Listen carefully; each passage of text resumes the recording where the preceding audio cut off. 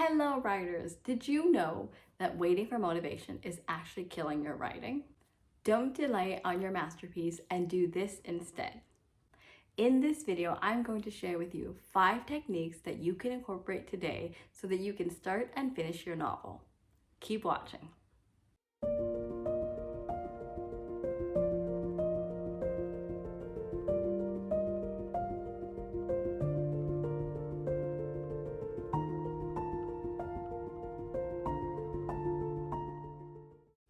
Welcome to A Writer's Corner with me, Lisa Shimkus. I'm the author of the award-winning book, A Town Called Home, and the ongoing Happily Ever After series. I use this channel to motivate you to make your writing dreams come true. Today, I want to share with you 5 techniques that you can use instead of waiting for motivation. Before I get to that list, however, although I do have videos on how to find writing motivation, if all you're doing is waiting for motivation, you will never find it. And that's because motivation doesn't write your book. You do. So here are the 5 techniques that you can incorporate today to start seeing progress in your writing. The first technique is to build your creative arsenal. What does that mean? It means setting realistic goals and breaking them down into manageable pieces. For instance, if you want to write your novel in the next 3 months, that gives you roughly 12 weeks or 84 days to write. Mark a calendar with your writing days and goals, i.e. the amount of words you want to write, and create a routine around this. This routine should include the time of day you are most awake and creative, the spot you will return to write each day, such as an office, your bed, car, coffee shop, etc., and the amount of time you will dedicate to writing each day. Sounds like a lot, but here's what that looks like during one writing session. Your goal is to write a novel of roughly 50,000 words in the next 3 months. That gives you a total of 595 words a day. That's about 2 2/3 of a page, double-spaced. To break it down even further, if you'd rather write first thing in the morning and just before bedtime, that's 1 1/3 of a page each time. The second technique is to fill up your writing tank. Consider a car. Before you can drive it, you will need to fill it with fuel. Same goes with your writing. Before you can start writing, you need to fill up your writing tank. So what does that look like? Firstly, read. Read books in your genre and any book that intrigues you, really. This helps you understand what's being published in your area, gives you ideas, helps you with spelling and grammar, etc., and is honestly therapeutic. Secondly, have a support group. This group could be friends or family who support your writing goals and even other writers so that you can keep each other accountable. This is because you are the average of the 5 people that you spend the most time with. You want these people to be goal-oriented and positive because their mood and their goals, or lack thereof, will also impact you. And thirdly, celebrate your progress, big or small. If your goal is to write 500 words but you only managed 300, that's still a win. If your goal is to edit a chapter but you write a blog post instead, that's still a win as well. Now treat yourself to either rest, a treat, or getting together with friends. You deserve it. The third technique is to overcome the roadblocks. A roadblock in this instance is a barrier that hinders you from writing, also known as a writer's block. To overcome it, you must first figure out what is causing you to procrastinate. Are you overwhelmed and stressed due to work or school? Perhaps writing after these responsibilities is not the best timing. Are you distracted by the latest streaming show you've been watching? Use that as a reward that you can watch after you complete the day's writing goal. Are you trying to perfect the first chapter? Leave it alone until you have written the entire book and then go back and work on it during the second draft. And are you afraid that no one will like your writing and no agent nor publisher will accept it? Well, you'll never know until you get there. So start writing and stop worrying about what hasn't happened yet. And during all of this, give yourself compassion and praise yourself for the growth that you have made thus far. Because honestly, compared to this time last year, you have made a lot of growth. A fourth technique is to stay disciplined for the long haul. When it comes to writing, please know that you are not creating a novel for instant success. A small minority of authors gain instant success with their creative passion. You are in this for the long haul, so stay disciplined by writing every day and embrace the journey, the process, and your overall growth as a writer. Also reward yourself for achieving any milestone that you have set for yourself. This is the third time that I'm saying this because it is vital. If you don't recognize your hard work, you will get burnt out and you will quit on your novel. So be kind to yourself and give yourself a break in the form of a prize. And lastly, remember why you started writing in the first place.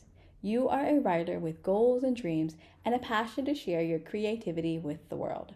Don't forget that. And last but not least, embrace the blank page. Starting a book is the hardest part about writing. If you find yourself staring at a blank page, there are many reasons why and ways to work around this. For instance, it may mean that you don't have a well-developed plot and well-developed characters, so work on that instead. I have a novel writing kit that can help you with both, so check that out in the description box below.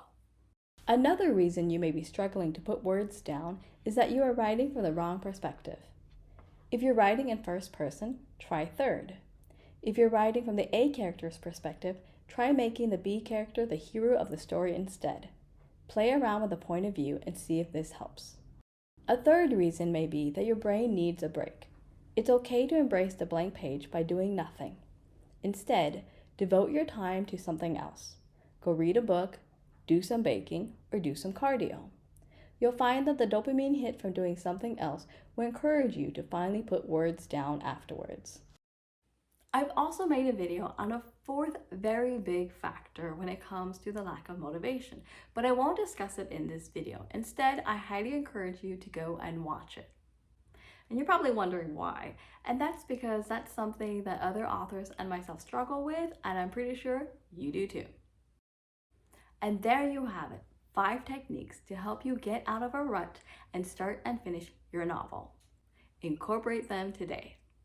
And if you need other writing tips and tricks, check out the videos on the screen.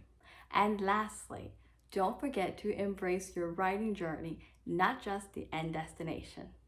Take care and have fun reading and writing. Bye! In this video, we will be discussing how to write stories that are uniquely you and leave a lasting impression on your readers. Finding your writing voice and style only takes 3 steps. If you want to know what those are so that you can craft memorable stories for your readers, then keep watching.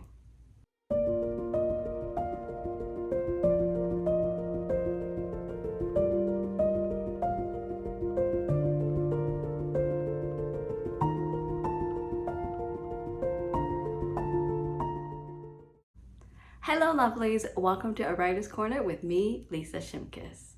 In this corner, we discuss books, writing, and their benefits to your mental health. If you like any of those, be sure to subscribe to this channel and like this video if you find it insightful. Now on to today's topic. How to find your writing voice and style so that you can leave a lasting impression on your readers. Before I give you the 3 necessary steps, what is a writing voice? A writing voice is a unique voice and style that an author brings to a story. This encompasses tone, vocabulary, syntax, and perspective, which creates a consistent voice throughout the book. Not the best description from Google AI, so here are 2 examples to help you with this. If you are interested in stories with happy endings, you would be better off reading some other book. In this book, not only is there no happy ending, there is no happy beginning and very few happy things in the middle. This is because not very many happy things happened in the lives of the 3 Baudelaire youngsters. Violet, Klaus, and Sunny Baudelaire were intelligent children, and they were charming and resourceful and had pleasant facial features, but they were extremely unlucky, and most everything that happened to them was rife with misfortune, misery, and despair. I'm sorry to tell you this, but this is how the story goes. I've always been fascinated by spiders. I used to collect them when I was younger. I'd spend hours rooting through the dusty old shed at the bottom of our garden, hunting the cobwebs for the lurking 8-legged predators. When I found one, I'd bring it in and let it loose in my bedroom. It used to drive my mom crazy. Usually, the spider would slip away after no more than a day or two, never to be seen again, but sometimes they hung around longer.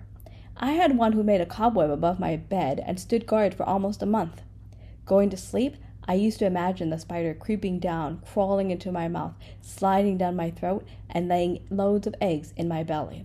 The baby spiders would hatch after a while and eat me alive from the inside out. The first voice is melancholy and cautious, while the second voice is energetic and fun. What makes both of these uniquely different is how the authors use their word choices and the creation of sentences and scenes to set up the tone. When it comes to your writing, decide the tone you want to set with the use of a writing voice. So on to the first step to finding your writing voice and style. Read. Read works by your favorite authors and analyze them, just like the examples I provided. I absolutely love the series of unfortunate events and the Cirque du Freak series, which may be giving away my age. Anywho, as you analyze the writings of your favorite authors, identify their unique styles, language choices, and narrative techniques. Understand what draws you to their work and how it resonates with you. And then start mimicking their styles to develop your own voice. By mimic, I mean write a story as if you were the author. Create a sequel or a prequel to your favorite book. Other ways to practice and find your writing voice are to do some creative writing exercises. Do some journaling and free writing. Explore with characters and different personalities and viewpoints. Use sensory writing to show, not tell. Trust me, this step in finding your writing voice has been the majority of my writing years. Moving on to the second step, explore and experiment. On top of reading and free writing, explore and experiment with different genres and formats. Write short stories, poems, essays, blog posts, and more to see what you do and do not like. Using myself as an example, I blog, script videos, write newsletters, novels, and novellas. Out of all of these, if I could only focus on one of them, it would be writing novellas. I truly enjoy writing my Happily Ever After series, which you can check out below. However, all of these other writing methods with their different voices and styles are just ways for me to connect more with readers. To develop your writing style further, take on writing challenges. You can find them all over the internet and see which ones you enjoy. I've personally participated in NaNoWriMo, Gemini Magazine, Poets and Writers, Amazon's Kindle competitions, and more.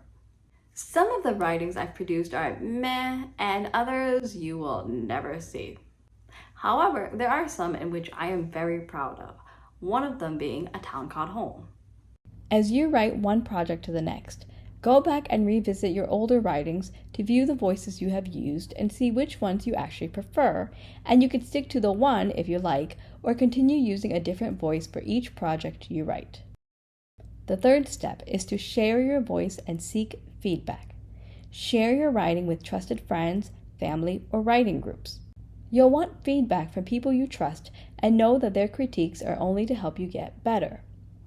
You could even create a writing portfolio to share your work, either physically or digitally.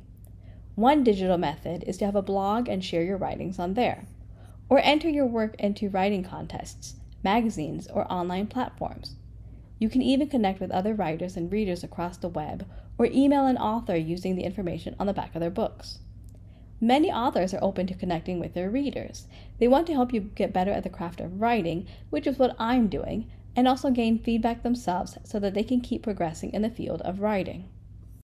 And please note, your writing voice and style may change as your writing continues to grow and develop.